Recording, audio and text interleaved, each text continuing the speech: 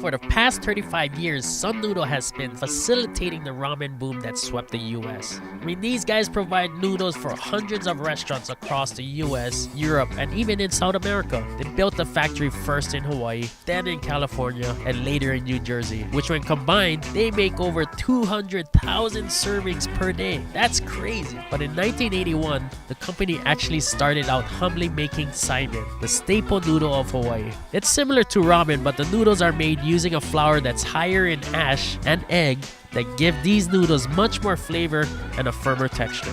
So the recipe dates back to the plantation era in Hawaii. It's a perfect example of the type of food that can only come together out of the blend of immigrant cultures that exists here on the islands. It's like a blend of Chinese, Japanese, and Portuguese in a bowl. How's it going, Chef? Hey man. Nice to see you, man. Thank you for having me. So yeah, welcome to Sun Noodle. When we go make wontons at home, it's always Sun Noodle brand. You're very much a part of the Hawaii culture. How did Sun Noodle end up in Hawaii? My grandfather had a noodle factory in Japan. My dad was 19, wanted to, explore the world. He came here with one machine, kind of that one suitcase story. Yeah. And then started a little noodle operation and went door to door to each restaurant that he could. Couldn't speak English, and so had to use it by showing the noodles. And that's how Sun Noodle started. Since in Hawaii we have Chinese, Filipino, all kinds of culture. This factory makes more than just Japanese noodles. We make chow mein, chow fun, wonton, gyoza skins. It's very diverse. And so he came here expecting to sell more ramen noodles. But as we know it, there's like a Saimin shop at every restaurant. And so he learned how to make Saimin noodles by speaking to the local chefs. I would say a majority of our products that we make out of this factory is Saimin.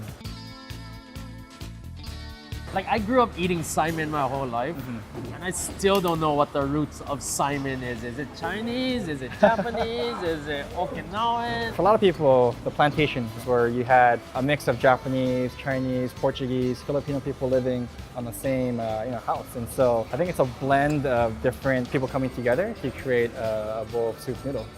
But the biggest difference for the noodles, the Saimin is a lot grayer or darker in color, and ramen is a lot more yellow. For our Saimin noodles, we use a flour that has a lot more ash content, so much more flavor, and that's why it's a little bit darker. So, Chef, we're gonna hand cut our wonton, 4x4. I'm ready. I'm gonna make like I cut the whole thing. Oh man, I already screwing this up. But this is the only factory that does the wontons? Yeah, out of all three for us. These are only very special if the customer wants it. All the products that they're making here today is for the local market. Oh, okay. All the Saimin shops in Hawaii. Yeah. I love that there's still at that aspect of it, being hand cut.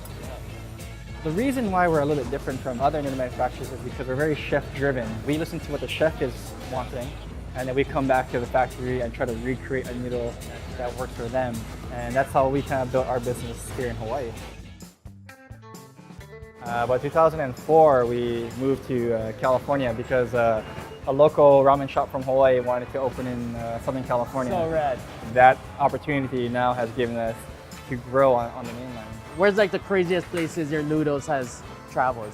For me, growing up in Hawaii, but seeing a Sun Noodle truck delivering in Manhattan Yeah. has been pretty amazing. I repped that 808, bro. Now you're selling noodles to all of these hipster ramen spots in all of New York and all of that. How was it growing up with your dad and all of that? Oh, just a true entrepreneur. That work ethic, you can see him in the factory. Fixing and helping people, I think, is where a lot of people respect him. From here all the way to New York City, what's the next 35 years? We've started to export to Europe now, in 7 different countries. Ramen and just noodles in general is very popular. But one thing I think for sure that my father wants to do before he retires is get Saimin more in the spotlight on the mainland. Yeah, man.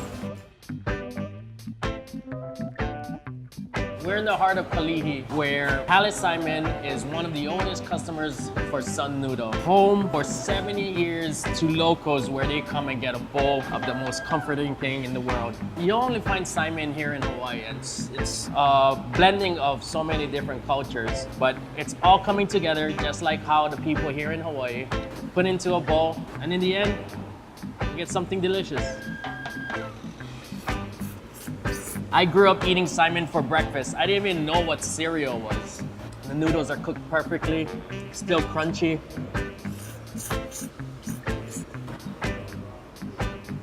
The broth is light, it's clear, perfect amount of salt, pork in the background.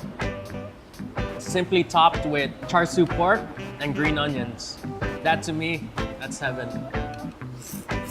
Saimin's one of the foods that when you eat it, it doesn't go to your stomach. Somehow it finds its way to your eyelids. And it's sitting right here. You have a pillow? No. I'm gonna choose Saimin over ramen any day. Ramen's trendy. Saimin is life. Life goes. You can see the ham in these pigs. You can see the shoulders. You can see there's an arc in the back where the loin is.